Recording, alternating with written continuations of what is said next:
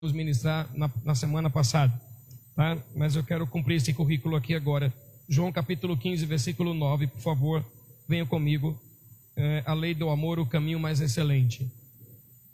João capítulo 15 e versículo de número 9, é a primeira leitura que eu quero fazer aqui hoje e chamar a tua atenção e a minha atenção para um ponto importante nessa leitura aqui, João capítulo 15, versículo 9. A primeira frase que eu acho importante você atentar comigo nessa leitura: assim como o Pai me amou. Repita essa primeira frase, por favor, me ajuda. Assim, mais alto. Vocês não tomaram café hoje, não? Não? Nem eu. Vamos, mais alto. Assim como o Pai me amou. Jesus está falando isso. Ele está dizendo, é um mandamento para nós. Assim como o Pai me amou, eu da mesma forma vos amei. E aí ele termina a frase dizendo: permanecei no meu amor. Tá? O que eu quero chamar a atenção aqui, e não é novidade mais para vocês, mas quero chamar a atenção, alguns estão assistindo e é importante ver essa frase. Essa palavra como é um adjetivo que nos mostra a forma, a maneira, o modo, como é que Deus amou. A maneira como Ele amou, o modo como Ele amou, né? A forma, como Jesus disse aí nesse texto. Da mesma forma como o Pai amou, da mesma maneira como o Pai amou, do mesmo modo como Ele amou. Vocês têm que permanecer nesse amor, no amor da maneira dEle, da forma dEle e da minha maneira também. O versículo de número 12 fortalece esse princípio que eu estou aqui colocando como introdução para vocês. Versículo 12: e o meu mandamento é esse, que vos ameis uns aos outros, como? Como? Assim como eu vos amei. Ou seja, esse como está falando a forma, está falando o modo, está falando a maneira. Ele disse: da maneira que eu amei, vocês amem também. Da forma que eu amei, do modo que eu estou amando. Acontece que para podermos amarmos conforme Deus amou, nós temos que saber como é que Ele amou e como Ele ama hoje, tá? E como Jesus amou e como Jesus ama hoje. Porque muitas vezes, eu repito isso, já não foi a primeira vez que repeti e volto a repetir, muito do que estamos falando hoje em nada tem a ver com o como de Deus. Muito do que estamos nos movimentando e nos comportando hoje em nada se compara com a maneira, com a forma, com o como de Deus. E essa palavra é um espelho para mim, e acredito que vai ser um espelho para vocês também. Se olharem e falar: eu preciso melhorar isso. Quantos estão comigo aqui? Eu não estou aqui dizendo uma palavra acusatória, até porque não seria uma pregação. Eu não estou aqui dizendo uma palavra para você. Eu estou aqui dizendo para vocês hoje, aqui essa manhã, e para quem está me assistindo, que essa palavra é um espelho para mim e para você. Nós temos que olhar essa palavra e pensar: será que a maneira como eu estou amando é a maneira como Deus e Jesus ama? Será que a maneira, o modo como eu estou amando é o modo que Jesus e Deus amam? Será que a forma está sendo correta? Porque Jesus disse que nós temos que amar, mas não da nossa maneira, não da nossa forma, não do nosso jeito, porque o nosso jeito é humano. Ele fala: usa o meu jeito, a minha maneira. Ou seja, o modelo para amar as pessoas tem que ser o modelo de Deus. Levante a sua mão direita e diga: eu devo amar. Vamos lá, me ajude? Porque amar é um mandamento. Repita isso.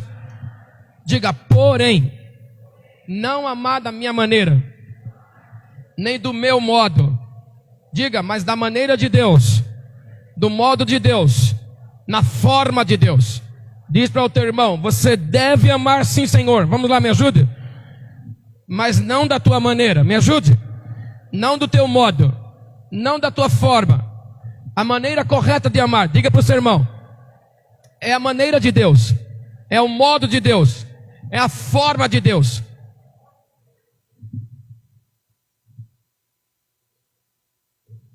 Então o que temos que fazer? Mergulhar lá na palavra de Deus e descobrir qual é a maneira dele então. Qual é a forma dele? Se olharmos, por exemplo, no Antigo Testamento, vamos ver Deus amando de uma maneira até assustadora para nós. Vamos ver um Deus abrindo a terra e engolindo gente. Vamos ver Deus matando, e Ele fala que fez por amor. Vamos ver Deus expulsando pessoas, e Ele fala que foi por amor essas coisas. Isso nos assusta. Vamos encontrar no Novo Testamento Jesus demonstrando amor, chutando as mesas dos cambiadores na porta da igreja. Vamos encontrar Jesus no Novo Testamento não respondendo à oração de uma mulher que estava precisando da resposta dele. E ele não responde, e quando responde, diminui a mulher. Ele diz: não é lícito tirar o pão dos filhos e lançar os cachorrinhos. E ele fez isso por amor. Então nós vamos ficar até que assustados, talvez escandalizados com esse tipo de amor. Porque o amor que estamos vendo hoje em nossa sociedade, e na América Latina, é um amor ocidental. E não é um amor vindo lá de Deus que se instalou no Oriente. É um amor ocidental. E às vezes pensamos que esse amor é a maneira certa de amar. E a maneira certa não é essa. Então me perdoe insistir aqui com vocês. Me perdoe ser insistente, mas e repetitivo. Mas a repetição é a base do aprendizado. E eu quero repetir que o como amamos não é do nosso jeito, é o como de Deus. Me ajude se eu me fiz entender nisso. Me ajude, reaja, manifeste. É o como de Deus. E você e eu vai descobrir o como de Deus lendo 1 Coríntios capítulo 13. Lá está o como de Deus. Vamos ver? Capítulo de número 13.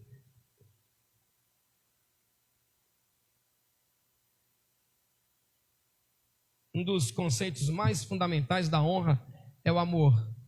Mas começa então capítulo 13, versículo de número 1. E aí quando você se depara com esse texto, nós vamos então ver como a maneira, a forma, o modelo de Deus para amar. E ele disse aí, o apóstolo Paulo, depois que fala dos dons, do capítulo de número 12, ele agora começa a falar no capítulo 13. E agora passo a vos mostrar um caminho ainda muito mais excelente. Diga, o amor é o caminho mais excelente. Repita isso, me ajude. Vamos dizer isso de uma maneira mais profética, mais poderosa. Diga, o amor de Deus é o caminho mais excelente. Diga mais forte. Então pense que o caminho mais excelente não é somente o amor, mas o amor de Deus. Porque às vezes eu estou amando do meu jeito e isso não está agradando a Deus. E ele fala, o caminho mais excelente é o amor. E ele começa dizendo, ainda que eu fale a língua dos seres humanos e dos anjos, se não tiver amor, que amor que é esse? Que amor que é esse? O de Deus. Se não tiver amor, eu serei como o sino que ressoa, ou como o prato que retine. E versículo 2, o que diz aí? Mesmo que eu possua o dom de profecia, e conheça todos os mistérios e toda a ciência, e ainda tenha uma fé capaz de mover montanhas, se não tiver o amor, que amor que é esse? O de Deus. Se não tiver esse amor de Deus, nada serei. Versículo 3. Vamos, me ajude, leia comigo, vamos lá. Mesmo que eu dê aos necessitados tudo que possuo e entregue o meu próprio corpo para ser queimado, se não tiver o amor de Deus, todas essas ações não me trarão qualquer benefício real. 4. Começa agora nos dando o modelo do amor, a forma do amor. Qual é o modelo, qual é o modo, qual é a maneira? E ele começa a dizer então o que eu chamo na igreja de regras de ouro da lei do amor. Alguns estudiosos da Bíblia chamam esse texto de as 14 regras de ouro da lei do amor de Deus. Ele começa dizendo a primeira maneira como que Deus ama. Como é que Deus ama, irmão? Como, ali naquela tradução, primeira regra do amor de Deus, qual é? É paciente. Diga, o amor de Deus é paciente. Repita comigo. Repita mais alto. Repita outra vez. O amor de Deus é paciente. Então ele diz, Jesus diz, vocês devem permanecer no amor, mas não da maneira de vocês, porque na nossa maneira nós não somos. Mas o amor de Deus é paciente. E olha que interessante, paciência é a habilidade que Deus nos dá para ser longânimo, para ter um longo ânimo, ou uma grandeza de ânimo, para suportar ofensa. Ai. Oh Deus. Então, Deus não fica preocupado que alguém falou que está todo mundo morrendo e ele disse que é Deus. Você não já viu essas conversas? Olha, como é que ele fala que ama e tem um monte de gente morrendo? Como que ele fala que ama e tem gente morrendo aí? Como que ele fala? Você já viu essas histórias, sim ou não? Mas Deus não se incomoda com isso, Ele continua paciente, Ele não se ofende, Ele continua firme, Ele vai avançando nesse propósito. Isso vai nos trazer cura, irmãos. Paciência é essa capacidade de ter longo ânimo, essa capacidade de ter longo ânimo para dar suporte a quem ofende. E Deus sempre dá suporte. Todos os dias nasce o sol para quem honra a Deus e para quem desonra a Deus. Todos os dias que chover na terra, vai chover para quem ama a Deus e vai chover para quem odeia a Deus. E essa regra é um princípio para nós. Primeira regra: o discípulo amoroso caminha no amor de Deus, tem paciência. E às vezes nós temos o pavio muito curto, porque a gente herdou isso dos nossos pais. Eu herdei isso. Alguém de vocês mais aqui, que estão me olhando com esses olhos de máscara, pensando: será que ele está pregando para mim? Não, eu estou pregando para mim. Isso aqui é um espelho para a minha vida. Eu venho de uma geração de gente impaciente. Eu venho de uma geração de gente que não tem pavio. Eu venho de uma geração de gente que se estoura com facilidade. Mas eu olhei o texto e eu falo: se eu quero amar, e eu preciso, porque isso é mandamento, eu tenho que parar de amar dessa maneira. Eu tenho que parar com esse comportamento. E eu tenho que ter mais paciência. Eu tenho que ter mais longanimidade. Eu tenho que ter mais condições de dar suporte. Alô, irmãos? E às vezes estouramos muito fácil, explodimos muito fácil. Já explodiu.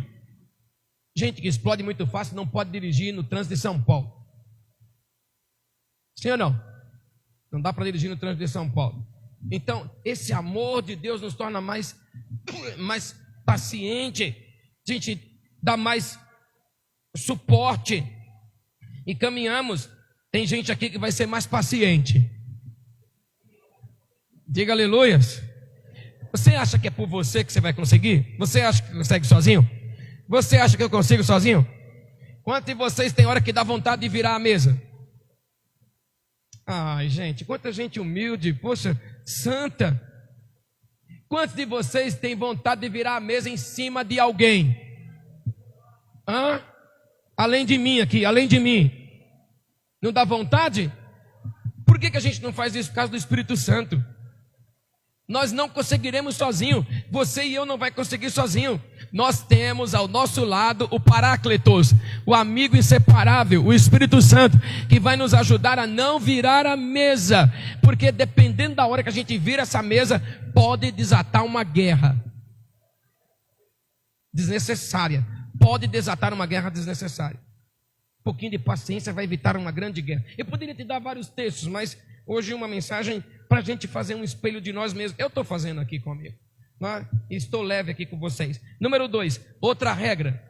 Ele diz: o amor é benigno. Nessa tradução aí, tá? Outra regra. O amor é benigno. A benignidade, do que fala essa benignidade? Fala da misericórdia. A benignidade fala da misericórdia. Essa capacidade de perceber a miséria que a pessoa está metida, ou que vai se meter se não mudar seu comportamento. Deus então, Deus misericordioso. Benignidade fala disso. Ali, o amor é paciente, o amor é bondoso. Nessa tradução, benigno, bondoso, misericordioso. Sente ou percebe a miséria que a pessoa está metida, se coloca no local. E a palavra mais ligada para isso é a palavra empatia. Ele é empático. Jesus foi empático quando subiu na cruz e ele levou sobre si toda a nossa dor. Empatia, sentir a dor do outro, arrancar de nós o nosso pensamento só no nosso umbigo, chorar junto. Eu achei que pastor não chorava junto, de verdade, porque eu fui treinado assim, e tá certo, não é toda hora que você vai chorar junto, mas sinceramente eu estive vendo alguns momentos de aconselhamento, que as pessoas sentaram na minha frente, eu derramei lágrimas junto com elas, porque entendi e me coloquei no lugar para ver que o que estavam enfrentando não era fácil, era guerra. E eu comecei a perceber, ouvindo John Bevere, que algumas atitudes nossas, palavras nossas, nós pensamos somente em nós, mas quando nos colocamos no lugar do outro, nós ficamos pensando: se eu tivesse esse nível de educação, se eu tivesse no patamar que essa pessoa está, se eu tivesse enfrentando a guerra que ela está, se eu tivesse passando pelo que ela está passando, possivelmente eu iria falar igual, e eu iria me comportar igual. Sim ou não? Olha, você não está passando pela situação que o outro está, mas se você estivesse nesse local, ou eu, possivelmente estaria falando igual, ou estaria se comportando igual. Então essa é a habilidade que Deus nos dá de amar, né, com misericórdia, sentindo a dor do outro, se colocando no lugar. Quantos estão recebendo aqui?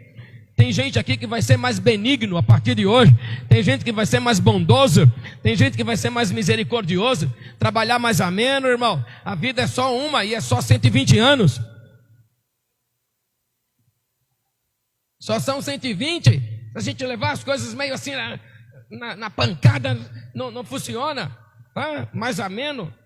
E eu não estou falando de vocês, não, pode ter certeza. Eu estou falando de mim. Eu vim dessa origem aí. O que mais? Número 3. Estou indo rápido, somente colocando o texto como um espelho para mim, para você, para todos nós aqui. O amor não inveja. Outra regra, o amor não inveja. Quando você lê a Bíblia, você sabe, a inveja é pecado. Sim ou não? A inveja é pecado.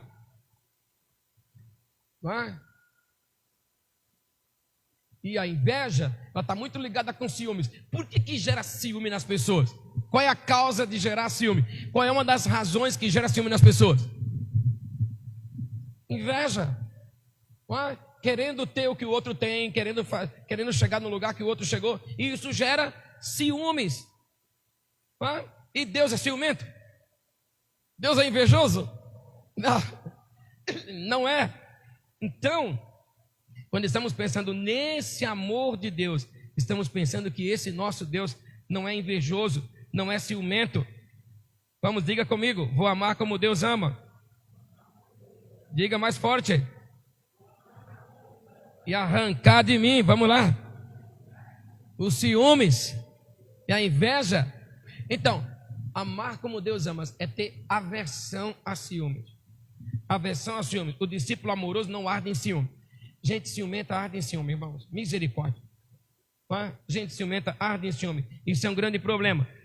Então veja um princípio que eu quero que você nunca mais esqueça, para o ciúme ir embora de nós. Não precisa ter medo de perder o que é impossível perder. Obrigado, pai. Pelo menos meu pai está aqui, graças a Deus. Repete comigo. Não precisa ter medo de perder o que é impossível perder. Alô, irmãos? Deus não tem medo de nos perder, porque é impossível que Ele nos perca. Primeiro, nós somos de Deus 2 vezes. Primeira vez porque somos de Deus por direito de criação. Ele nos criou. Eu sou obra-prima dele, eu sou criado por ele e você também. Segundo motivo que nós somos dele, direito de redenção. Depois de nos criar e nós nos afastarmos dele, ele mandou Jesus aqui, Jesus nos comprou de novo, e agora Deus não tem inveja e não tem ciúmes de nos perder, porque não é possível nos perder. Ele nos criou, ele nos comprou de novo. Alguém diga aleluias aqui comigo, me ajude. Nos criou e nos comprou outra vez, então nós não seremos perdidos. Esse amor de Deus não arde em ciúmes. Não arde porque eu não tenho medo de perder o que é impossível perder. Quando há uma possibilidade, quando as pessoas veem que há uma possibilidade de perder, então arde em ciúme, então arde em inveja.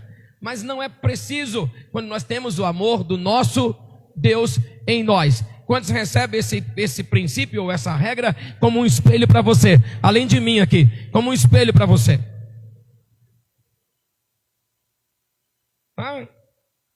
Não casou ainda? Quer um casamento legal? Ora a Deus, Ele vai dar. Não vai ter outro casamento bonito como aquele que você está vendo, que aquele é ímpar. Aquele é particular, mas o seu está lá. Esse aqui tem um filho bonito? Casa com gente bonita.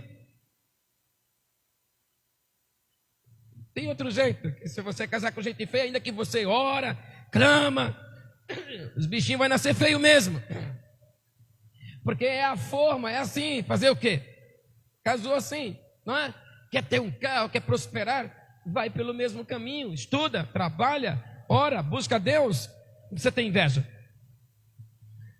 Número Outra regra, número 4. O amor não se vangloria, ele fala desse amor de Deus, que algumas traduções chamam de ufaná, o amor não se ufana. Dispensa comentário, mas é o amor que se gaba, se elogia a si mesmo.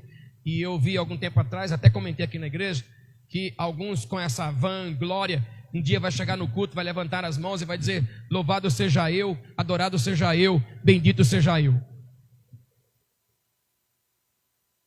De tanta vanglória, de tanto, né, se ufanar, essa palavra aí, se gabar, se ufanar, se vangloriar, essa palavra aí. Então, se alguém tiver que se gloriar, a Bíblia Sagrada nos diz que se alguém tiver que se gloriar, se glorie no Senhor.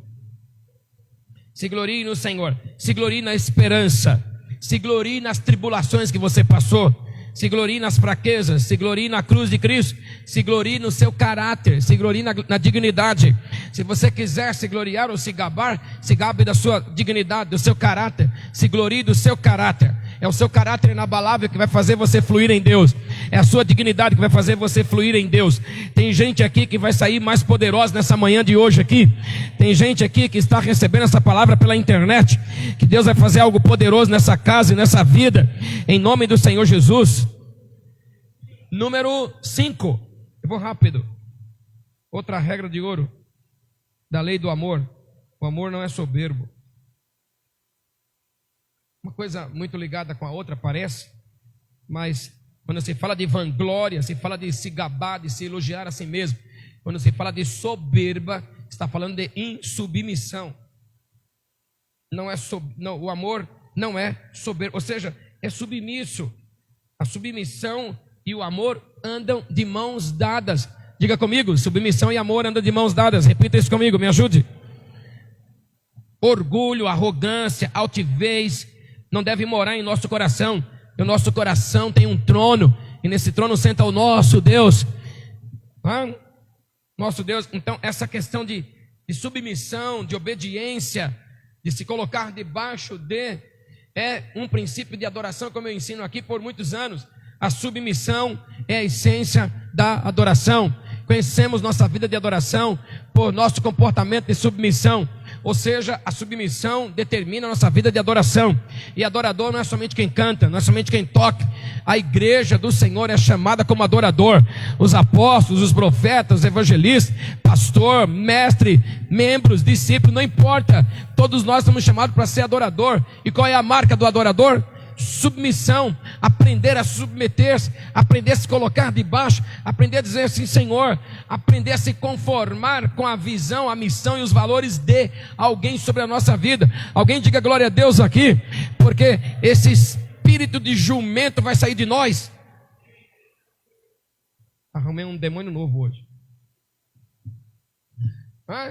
Por que eu falei desse espírito de jumento? Porque lá no Nordeste o jumento quando empaca, meu amigo, irmão, o bichinho quando empaca, não tem ninguém que tire o bichinho do lugar. Nele empaca, não tem ninguém que tire o bichinho do lugar. No dia que ele acorda e fala: não vou tomar banho hoje, ele não toma banho. E os criadores de jumento no Nordeste pegam o bichinho, amarra com uma corda e quer puxar ele para dentro do rio, ele não entra de jeito nenhum. Ele acha que a água está fria, ele não vai entrar. No dia que ele acorda e fala: hoje eu não vou trabalhar, o jumento não trabalha de jeito nenhum. É um espírito, irmão. É um espírito. Mas quando o Espírito Santo vem sobre nós, até a jumenta fala. Quando o Espírito Santo vem, até a jumenta fala, irmão. Porque o Espírito Santo vem em nós, não é? Sabe aquela coisa de empacar, daqui eu não saio, daqui ninguém me tira, é assim mesmo, etc. E isso vai levar a gente para onde? Lugar nenhum. Eu aprendi de um sábio esse princípio que eu ando aplicando na minha vida. A voz que você ouve é a voz que te norteia.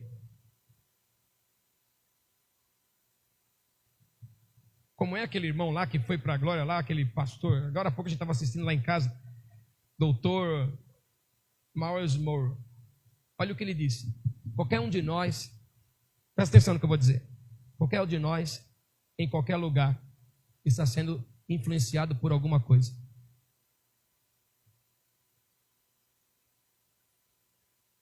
Ai, que silêncio bom, gostei demais disso.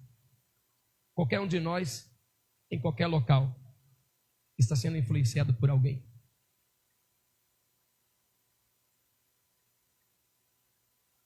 Repete. Qualquer um de nós, em qualquer local, está sendo influenciado por alguém ou por alguma coisa.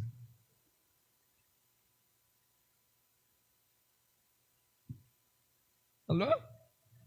Sabe que você hoje, a gente já ouve essa expressão, né? Ninguém está me influenciando, não. Ó, ninguém está assim. Qualquer um de nós, em qualquer local, está sendo influenciado por alguém ou por alguma coisa. Pode ser por Deus.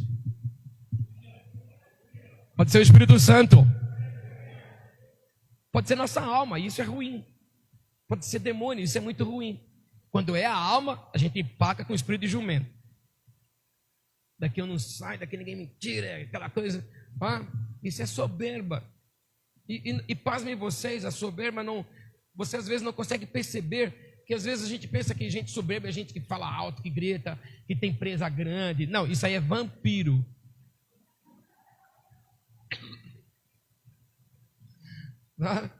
Você fala, poxa, tem cara de gente que não é verdade. Às vezes você vê uma pessoa tão mansa, aparentemente, mas no interior é soberbo. Olha, no nosso tempo de criança, eu lembro do irmãozinho, andava na igreja, quase que ele nem pisava no chão. Parece que ele andava em cima da nuvem. Não, era muito santo. Ele andava tão fofo. Era tão fofo que você não acredita que esse irmão, tão fofo que era. Mas o cara extremamente soberbo. No dia que ele falava, não vou fazer assim, acabou, não vou fazer mesmo. Agora, esse princípio, ou essa regra, quando é levada para dentro de casa, isso abençoa uma família, irmão. Sim ou não? Dona de casa aqui, imagina você querendo limpar a casa. E alguém sentou naquele sofá e falou, daqui eu não saio de jeito nenhum. Quantos aqui dá glória a Deus por isso? Fica feliz? Quantos ficam? Ele sentou naquele sofá e falou, não sai de jeito nenhum. Tá? Daqui eu não saio. Tá? Não, preciso limpar a casa. Daqui eu não saio. Tá bom, empacou jumento do Nordeste. Empacou, não sai de jeito nenhum. E outras coisas que você pode ter como exemplo, mas isso aqui para mim é um espelho. Quem é que altera teus pensamentos e tuas palavras e teus comportamentos? Alguém nessa terra tem que alterar você.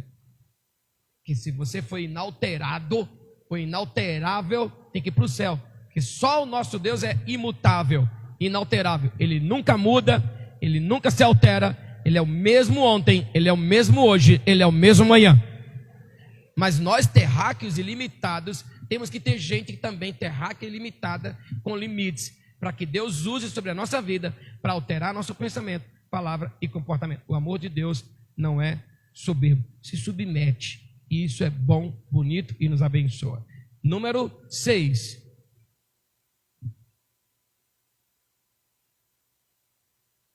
Número 6. O amor, lê. É conveniente. Ou seja, lá o texto diz que ele não age inconvenientemente. Essa é a ideia, né? Não se porta de maneira inconveniente. Olha, eu preciso comentar isso aqui. Quantos exemplos você sabe disso, de gente inconveniente? Sim ou não? Quantos de vocês, deixa eu perguntar isso melhor, que vocês estão mirando com máscara. Quantos de vocês, além de mim, já se comportou de uma maneira inconveniente? 2 só, o resto é tudo santo. Já pode ir para o céu, tá? Já pode ir para a presença de Deus, tá? Mas alguns de nós se comportou de maneira inconveniente, já erramos nisso. Quantos de nós ainda sabemos que vamos errar nisso alguma vez? Nós iremos, tá? Mas o amor de Deus, ele não age de maneira inconveniente, não se porta assim, não se conduz inconvenientemente, não age, não fala inconveniente, é útil no que faz, é interessante o que está fazendo, tá? Tem uma aptidão em relação, é discreto, é cortês, procede de maneira respeitosa, procede de maneira que gostaria que procedessem consigo mesmo. Quando você está fazendo uma viagem, por exemplo, quando vocês pegam o seu carro automático, a diesel, banco de couro, aleluia, poucos aqui, glória a Deus, né? Com piloto automático, e você segue em uma viagem maravilhosa para uma semana ou 2 de férias, Não gostaram disso. Não tem Covid onde você vai, irmão. Tá bem, vai, fica tranquilo, tá tudo bem. No meio da rodovia, quando você está de viagem, você para em um posto, lá no posto tem uma lojinha escrita conveniência. Quantos já usaram uma dessa? Né? Sabe o que significa conveniência? Cortesia. Conveniência está ligada com cortesia, a maneira de tratar, a maneira de se relacionar, a maneira. Quando você entra na conveniência, está todo mundo sorrindo, mesmo que seja um dia que ninguém está a fim de rir, mas está todo mundo ali, conveniência. Quando você então toma um avião, bebe não, entra num avião e vai até Israel, vai até os Estados Unidos. Lá dentro desse transporte tem uma equipe de gente se comportando de maneira conveniente ou se esforçando para isso. Pense em gente feliz, as comissárias. Pense em gente que toda hora tem que estar com o dente aqui para você. Eu falo, essas irmãs não devem ter problema em casa. Eu fico olhando para elas, assim, pô, essa irmã não deve ter problema em casa. Acho que ela não enfrenta nada. Toda hora está sorrindo. Pois não, Senhor, tudo bem. Meu Deus, acho que ela chega em casa e deve tratar todo mundo assim. Porque o dia inteiro, e tem viagens que duram 14 horas. Tem viagem que dura 24 horas. Imagina 24 horas cortês. Imagina 24 horas convenientemente. Imagina isso. Só para te dar um exemplo aqui como que é o amor de Deus. Não age de maneira inconveniente. Ele é um amor que age de maneira conveniente. Número 7. Quantos estão recebendo esse espelho aqui? Quantos estão recebendo? Eu lembro no meu tempo de escola, né? Vocês devem lembrar também. A gente estava conversando assim, quando vinha o inconveniente, a gente falava, ih, lá vem fulano. Quantos já passaram por isso? E aí o grupinho espalhado. Tô indo, tá? Outro, eu também tô indo, tá? Porque o inconveniente vem, ele se mete em conversa que ele não entende, ele cai de paraquedas. O que mais? Sem noção do assunto, e fala, e se mete, e tal, fala coisa que tem nada a ver, e ri quando não era para rir, né? Acha uma graça enorme numa coisa que a gente só fez assim, ele quer uma enorme. Eu falei, muito, o grupo não vai, né? O grupo não anda. Eu já tive uns amigos assim. Vocês também? Que mais? Que mais do amor? Não age egoisticamente. É uma coisa ligada à outra, quase, né? Mas isso está muito ligado a interesses. Alguma tradução falei, não é interesseiro. Não procura seus próprios interesses. Como disse lá o texto em Romanos 12:10. Não procure seus próprios interesses, mas os interesses dos outros. Como diz lá o Filipenses capítulo 2, tendo em vós o mesmo sentimento que houve em Cristo Jesus, que tendo forma de Deus não se vangloriou ser igual a Deus, mas assumiu a forma de homem e procurou abençoar um ao outro, não olhando os seus próprios interesses, mas abençoando os interesses de outros, dando suporte. Não é fácil não, irmãos. Tem que ter o Espírito Santo. Levante a mão direita e diga, eu preciso do Espírito Santo. Vamos, diga comigo. Tá? Então, não é interesseiro, não procura seus próprios interesses, não se relaciona visando apenas seus próprios interesses, mas o interesse que também é dos outros. Não se relaciona visando proveito próprio, vantagens, porque isso tudo é carnal, é maligno. Não se relaciona com a ideia de combinar o toma lá da cá, porque isso é interesses. Isso é interesse, isso não é amor de Deus. E quantas vezes nas igrejas, irmão, eu vi nas igrejas várias vezes, gente querer se relacionar com o outro, porque o outro tem um carro e ele pode dar uma carona quando ele acabar o culto. Gente que se relaciona com o outro porque o outro tem uma roupa que pode me emprestar no dia da festa. Me relaciono porque estou interessado em alguma coisa. E isso não é amor, isso realmente não é amor de Deus. Número... vamos ler o texto primeiro, Kaique. Olha o que diz aí, no texto. O amor de Deus não age egoisticamente, Eu gostei da outra tradução, Caí. Não se enfurece facilmente. Mas olha essa tradução aí.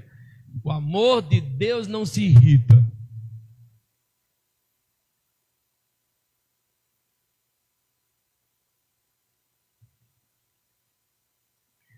Ai, ai, meu Deus. Que silêncio que ficou aqui agora. Em outra tradução fala de exasperar. Não se exaspera.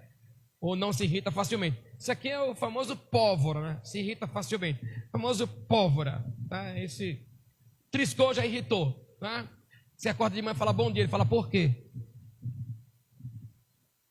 Por qual motivo? Ué, você já está irritado. É uma exasperada. Se exaspera com muita, altíssima facilidade. Isso, se exasperar significa se irritar muito e com muita facilidade ao extremo. Se irrita muito, com muita facilidade e vai ao topo da irritação em meio minuto. Tá? Não encosta que eu já estou irritado. Ponto. Não, eu não tenho paciência, não estou irritado, já está estourado em meio minuto. Respira pouco e se irrita bastante. Está sendo para mim, meu Deus, como eu era esse cara aqui. Estou melhorando, cada dia estou melhorando, né? Estou melhorando, pô? Estou dando uma melhorada. Vai. Mas se irrita, basta pouca coisa. Pronto, já estou irritado. Vocês assistem filme? Olha quanta gente santa não assiste nada não.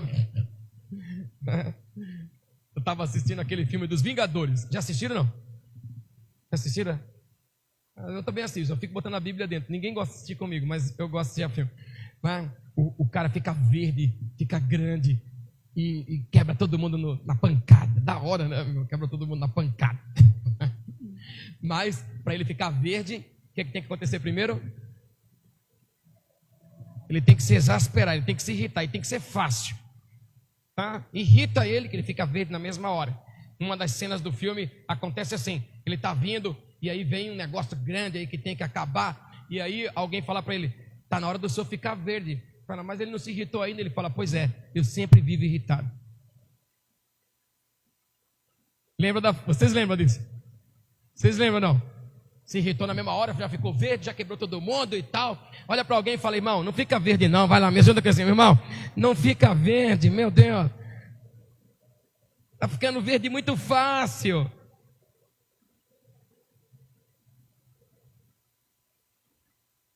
Ficando verde muito fácil.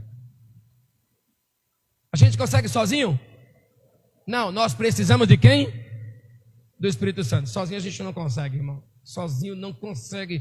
Tem hora que dá vontade mesmo. Dá vontade mesmo, misericórdia. Vamos respirar. Né? Pega o reloginho assim, fica olhando a pressão, para não ficar verde. Aí fica olhando a pressão. Ai, passou. Quase, por pouco não quebrei você todo. Por pouco eu não acabei com você completamente. Ai, pronto, está tudo resolvido. Ai, pronto, acabou. Não estou mais verde. Glória a Deus. Número 9. Estou acabando já. Olha o que diz aí, ó. Não se irrita. Olha o que diz aí, a última frase. Não suspeita mal. Eu gosto de uma outra tradução também, que é bem interessante, mas que fala de ressentimentos. Olha lá. O amor de Deus não faz o quê? Foi quando eu li esse texto, aqui numa manhã orando, em outras vezes, o Espírito Santo pegou esse texto, esfregou na minha cara, desculpa essa expressão, esfregou na minha cara e fala: você não deve guardar ressentimento. Alô? Eu não falei para vocês que essa igreja tem vantagem comigo? Não falei isso não. Vocês têm vantagem comigo, sabe por quê? Gosto de orar e ler Bíblia. Pastor que ora e lê Bíblia não continua errando a vida inteira. O Espírito Santo pega o texto e esfrega na cara dele. Tá? E a igreja é a cara do pastor, então vocês também vão ser igual a mim. Você não vai guardar ressentimento. Ele disse, quando a gente lê o texto, ele diz assim: você não deve guardar ressentimento. Significa o seguinte: Você pegou o ressentimento e colocou em uma caixinha de joia. Ou se esse ressentimento é um bichinho, você está alimentando ele todo dia. O que ele gosta de comer? Raçãozinha para ele. Pode ser que nesse dia o ressentimento seja apenas uma serpente. Mas se você continua alimentando, ele vira um dragão e te come.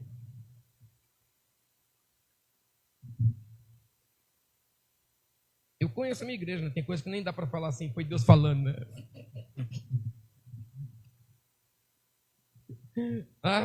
Ressentimento é uma doença na alma.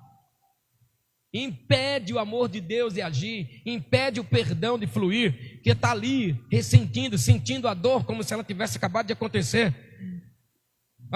O ressentimento é uma doença, é a ação de sentir de novo, é dar continuidade a um sentimento ainda envelhecido, é dar continuidade a um sentimento velho.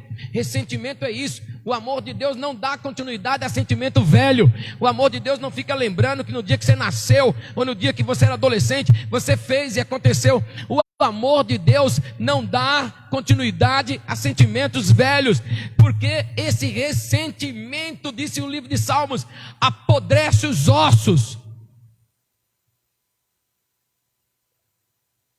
Ressentimento apodrece, envelhece os olhos. Salmo 32, versículo 3.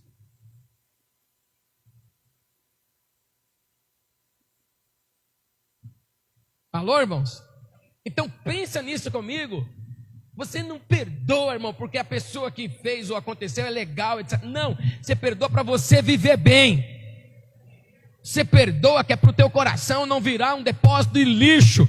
Você perdoa e tira o ressentimento. Quando tira o ressentimento, a rejeição sai. Quando tira o ressentimento, a rejeição não toma mais conta. Tira o ressentimento, tira o ódio, tira a vingança. Mas o primeiro que sai é ressentimento. Tem gente aqui junto comigo, tem gente me assistindo, que o coração vai ficar limpo para a glória de Deus, que o ressentimento vai sair. E não importa o que falou, o que comentou, mas importa que eu vou ficar sarado por Deus. Minha alma não é um depósito de lixo. Minha alma é templo do Espírito Santo. Meu espírito é templo do Espírito Santo. Alguém deveria ficar feliz com o que eu estou falando.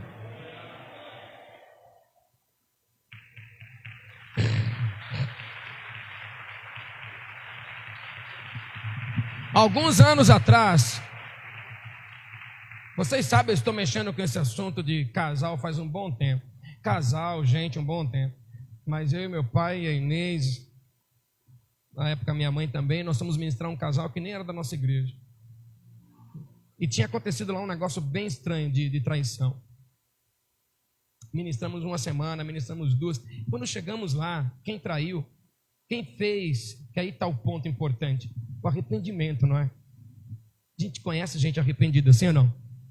Sim ou não? Fica claro, gente arrependida, pela maneira que fala, pelo comportamento, pelo pensamento. A gente vai vendo provas. A gente viu que quem tinha ofendido com a questão da traição estava extremamente arrependido. Mas chamavam a gente, a pessoa nos chamava de lado e falava: eu não consigo andar com o relacionamento, porque a pessoa que estava ofendida está ressentida até hoje. Então o ressentimento nunca acabou. Eles dormiam com o problema, eles acordavam com o problema, eles tomavam café com o problema. Quando eles estavam sentados numa mesa para a refeição, qualquer coisa que acontecesse ali, às vezes o ofensor ficava parado assim, pensando. O ofendido pensava: tá pensando na pessoa, né? Tá pensando nisso aí agora? Não estava pensando nisso. Era o assunto sempre, toda hora ele é trazido com ofensa, com ressentimento, com dor. Não é? Então o ressentido trabalhando essa ideia, então realmente não deu certo. O casamento não funcionou exatamente por conta desse princípio aí, ó. Tá? Não é que não se ressente, nós humanamente nos ressentimos, só não podemos guardar esse ressentimento, só não podemos alimentá-lo, só não podemos deixar dias após dias, semanas após semanas, meses após meses. Ressentimento acumulado impede nosso andamento de prosperidade. Escreva, foi bom que eu te falei. O ressentimento acumulado impede você e eu de avançar, de prosperar, de andar, de correr em Deus, de fluir em Deus. E eu gosto de ver isso em vários negócios na cidade. Pessoas ressentidas vão sempre recuando, vão sempre atrasando, vão sempre voltando. Gente que elimina ressentimento, fala, peraí, meu coração não é para guardar isso não. Ele anda de glória em glória, de fé em fé, de vitória em vitória. Tem filhos meus aqui, tem filhos meus me assistindo, tem gente de Deus me assistindo que nem faz parte do meu rol de autoridade e de influência, mas que vai viver um tempo novo de prosperidade, porque vai tirar o ressentimento de dentro do seu coração. Arranca o ressentimento, aí a gente pode tomar café junto outra vez. Arranca o ressentimento, a gente pode adorar junto outra vez. Arranca o ressentimento e a gente pode fazer coisa tremenda para Deus. Arranca o ressentimento e a gente caminha de glória em glória, de fé em fé, de vitória em vitória. Pisa na cabeça do diabo, dá glória ao nosso Deus, exalta a presença do Senhor e anda para Sião.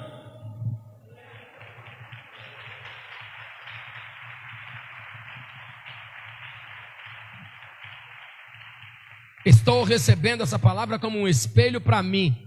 E alguém aqui também não? Número 10. O amor de Deus. Disse aí no outra regra. Número 10. Não se alegra com a injustiça. O amor não se alegra com a injustiça. Não é injusto, não se alegra com a injustiça. Do que trata exatamente essa regra de ouro. Trata exatamente disso, de não se alegrar com a injustiça, porque quem planta injustiça, colhe injustiça. É disso que está falando essa regra de ouro. E é interessante que quando nós plantamos uma semente. Mas a hora de colher não vem uma semente só não, tá? Alô? Acho que alguém aqui não me ouviu. Nós decidimos a quantidade que plantamos, mas não decidimos a quantidade que colhemos.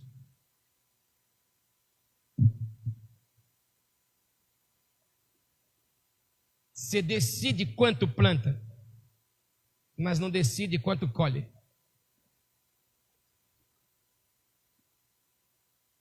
Você e eu plantamos uma semente, decidimos que vamos plantar uma, mas essa semente que plantamos, nós não colhemos somente uma. Colhemos?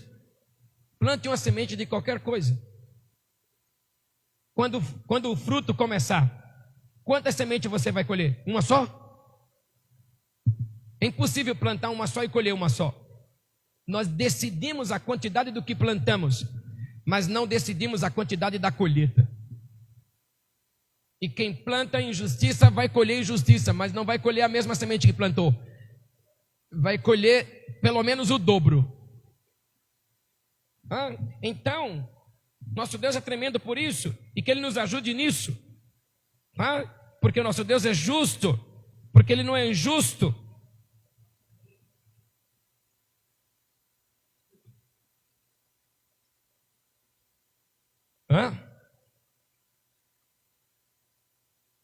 Número 11. O amor é verdadeiro. Dispensa comentário, oposto de mentira. O amor é verdadeiro. Pronto. É interessante, né?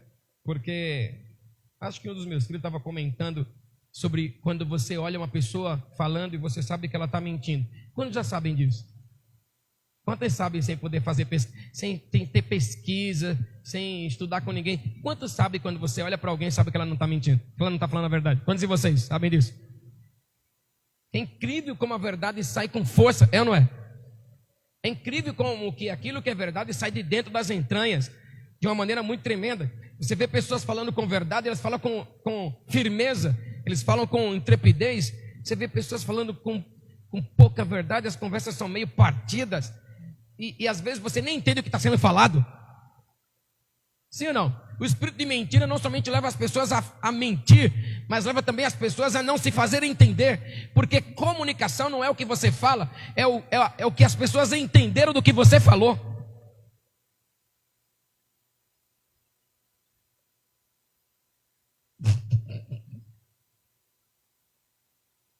Alô, irmãos? E às vezes esse espírito de mentira está em cima de alguns. Você conversa com ele, você fica pensando: o que será que está falando? Ele falou, e quando terminou você fez: hã? Porque você não entendeu absolutamente nada. A conversa não tem começo, meio e fim. Ela não tem conceitos, observações, importâncias, interpretações. Não, ela vai direto para um monte de conversa. No meio dessa frase também já tem outra frase que sai, e no meio dessa também sai outra. Vira como se fosse uma árvore genealógica de informações e conversa que não leva a lugar nenhum e que você não entende absolutamente nada. E a Bíblia diz que Deus é verdadeiro porque Ele fala, e você entende exatamente quando Deus fala. É por isso que nós estamos na igreja, e nós sabemos entender quando é o homem falando, quando é Deus falando através do homem, quando é a boca de Deus falando. Não nos resta dúvida de maneira alguma, porque a voz do Senhor é poderosa, porque a voz dele é cheia de majestade, porque quando Ele fala, queima nosso coração, porque quando você ouve alguém falando a verdade, essa verdade de uma maneira direta ou indireta, testifica com você que é verdade. Quando nós que somos servos do Senhor e serva de Deus, estamos falando um com o outro, o Espírito que está num é o mesmo Espírito que está no outro. O mesmo Espírito testifica que é verdade isso. Quando não é verdade, o Espírito Santo também diz isso não é verdade. Toda vez, irmãos, então, que estamos fluindo em verdade, sai uma palavra, e essa palavra é direta.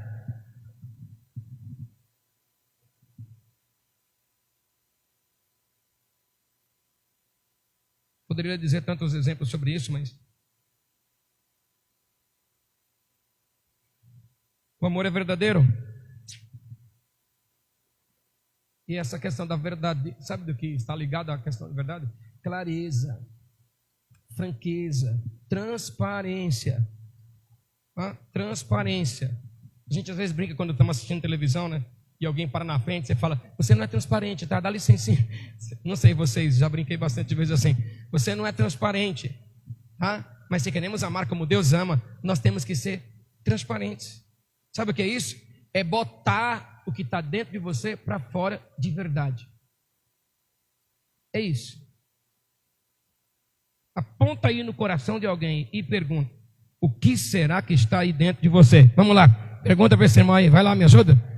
O que será que está aí dentro de você?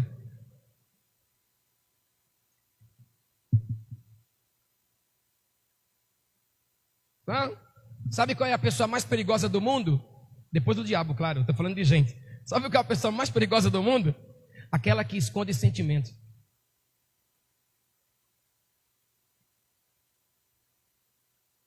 Alô, irmãos? Gente que esconde sentimentos, você nunca sabe de verdade se é aquilo que ela está demonstrando. Alô? Hoje ela pode amanhecer sorridente para você, mas não é o sentimento que está lá dentro. Ela está extremamente triste, mas acordou sorridente para fazer as pessoas sorrir, para colocar uma máscara ou uma maquiagem na sua tristeza. Você acha mesmo que o palhaço de circo acorda todo dia feliz? Mas ele tem que ir lá todo dia e fazer as pessoas sorrir. Fazer as pessoas sorrir pode ser uma maneira de maquiar a tristeza que ele acorda sentindo. Você acha mesmo que os artistas que cantam de amor acordam todo dia feliz?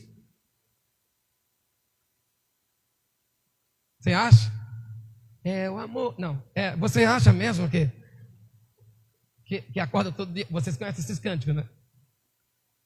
Vocês conhecem? Você acha mesmo? Não, mas ele sobe no palco e faz as pessoas sorrir. Subir no palco e fazer as pessoas sorrir pode ser uma maneira de maquiar o que ele está sentindo por dentro. Não está sendo verdadeiro, mas tem que fazer. E algumas vezes agimos assim, nos comportamos assim, escondendo o nosso sentimento. Então quando nos abrimos para isso, nós tomamos o mesmo comportamento de Timóteo. Timóteo encontra o apóstolo Paulo e diz, eu vou andar com um apóstolo. Eu vou andar com a unção apostólica. Irmãos amados, vocês todos sabem, quem está assistindo talvez não sabe e vai saber agora. Andar com apóstolo não é fácil.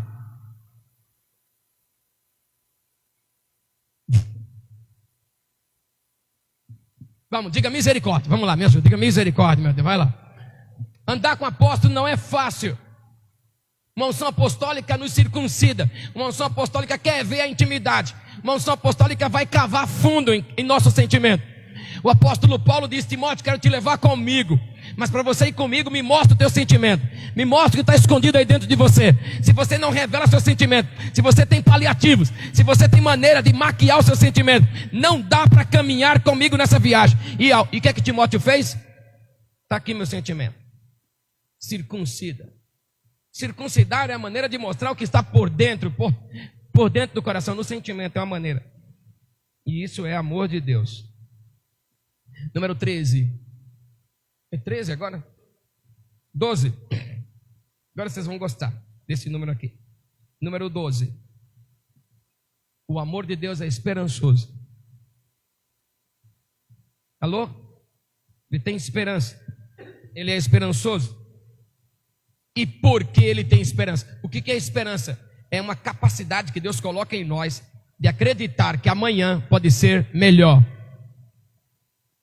Esperança é essa capacidade que Deus coloca em nós de acreditar que amanhã pode ser melhor. E por que nós temos esperança? Nós não temos esperança burra, esperança cega. Nossa esperança está em um Deus que nem a morte pôde segurá-lo no sepulcro. Nossa esperança está em um Deus que morreu, mas ressuscitou e está vivo hoje. E porque temos esperança, então quando temos esperança, o amor tudo sofre. Por quê? Por causa da esperança.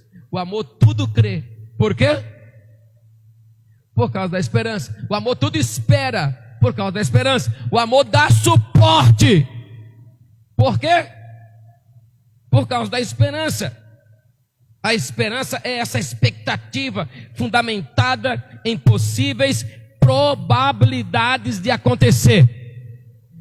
Eu quero dizer a vocês aqui, há uma grande probabilidade de amanhã Deus do céu bradar a tua vitória. Eu quero dizer isso aqui a vocês outra vez. Há uma grande probabilidade escrita na palavra de Deus de que amanhã Deus mude a sentença de alguns. Há uma grande probabilidade de que amanhã Deus toque a tua enfermidade e ela seja curada de forma poderosa. Há uma grande probabilidade de Deus restaurar o teu casamento, tua família. Há uma grande probabilidade de Deus aumentar a tua conta bancária. Há uma grande probabilidade de Deus fazer o que Ele disse que ia fazer. Quem recebe, grite glória a Deus aqui nessa manhã, meu irmão.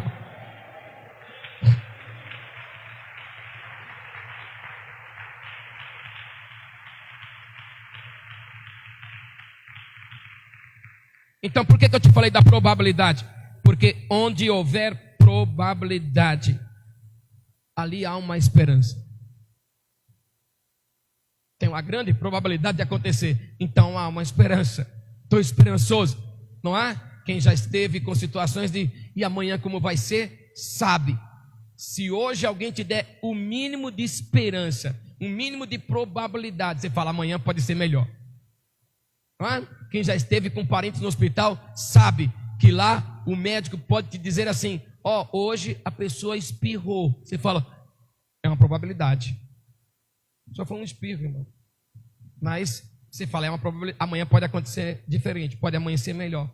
Porque qualquer coisa que falar pode gerar em você uma esperança. Uma probabilidade, uma esperança. Então, por causa da esperança, é que a gente sofre, crê, espera, suporta. Pense nas mães quando estão esperando o neném. Ela tem uma esperança porque existe uma probabilidade. Então, por causa dessa probabilidade, ela sofre, sim ou não? Sim ou não? Quem aqui já ganhou neném uma vez na vida? 2, 3, 4, 5, 6, 7, 8, 9, 10. Quem já ganhou sabe, sofre, incha, sofre. Às vezes tem que dormir sentada. Ó Deus me usando aqui, ó. Às vezes tem que dormir sentado. Às vezes tem que eliminar um certo tipo de comida, porque não aguenta comer aquela comida. Enjoou da comida? Sofre. Por que sofre? Porque há uma probabilidade que daqui a 9 meses vai estar aí.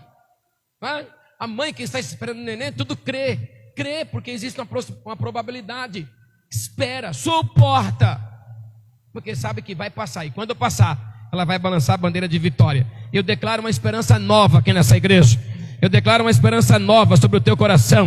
Eu declaro em nome do Senhor uma esperança na probabilidade de que amanhã Deus vai fazer coisa tremenda e poderosa com a tua vida. Continua perseverando nesse amor de forma poderosa. Número 13. Acabei, ó. Número 13. O amor é infinito. Jamais acaba. O amor Jamais morre. O fogo nunca morre, Deus nunca morre. Aí, ó. O amor jamais morre. É infinito. Que amor que é esse? O amor de Deus, irmão. Você sabia que amor de homem é finito? Você sabia que amor de mulher tem prazo de validade? Disse a Bíblia que até amor de mãe tem prazo de validade. Sim ou não? Porque o texto diz, ainda que uma mãe esqueça, então existe prazo de validade para amor de mãe. Qualquer esposo que amar a sua esposa com amor de esposo, esse casamento tem prazo de validade. Qualquer esposa que amar o seu esposo com amor de esposa, esse casamento tem prazo de validade. Qualquer pai, qualquer mãe, qualquer filho, qualquer irmão que amar um ao outro com amor de irmão tem prazo de validade. Por isso que você vê que algumas amizades começam e acabam, elas têm prazo de validade. Nós começamos a nos amar com o nosso amor, e o nosso amor é limitado, mas quando amamos um ao outro com o amor de Deus, o amor nunca acaba. Quando eu amo a minha esposa com o amor de Deus, esse amor não acaba. Quando a esposa ama o seu esposo com o amor de Deus, esse amor é infinito. Quando o filho ama pai, quando o pai ama filho, quando o pastor ama membro, quando o membro ama pastor, esse amor não acaba, jamais morre. A profecia vai deixar de existir um dia, mas o amor não deixa de existir. As línguas cessarão, mas o amor não vai parar.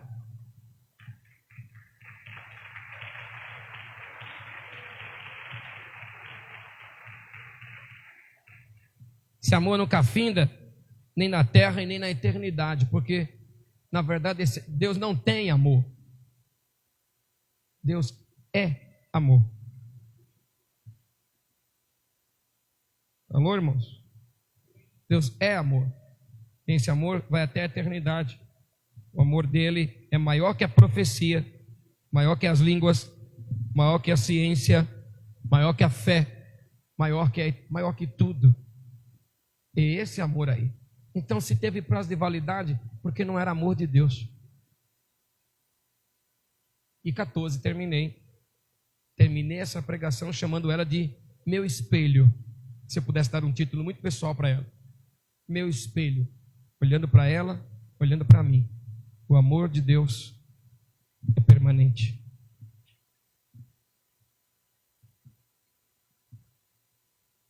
O amor de Deus é permanente. Coríntios 13:13, 1 Coríntios 13:13 fala disso. É contínuo, é duradouro, é ininterrupto. É permanente como a Bíblia é permanente. É permanente como Deus é permanente. É permanente com Deus. Quem ama a Deus, ama de maneira permanente. Sendo assim, permanecem até o momento esses três: a fé, a esperança e o amor. Contudo, o maior deles é o amor. O amor é maior que a fé, o amor é maior que a esperança, o amor é maior que a ciência. Esse amor de Deus é permanente, nunca se encerra, nunca se acaba. Ele permanece com seus pais, permanece com seus pastores, permanece com Deus, permanece com seu cônjuge. Ele é permanente. Fique de pé, por favor.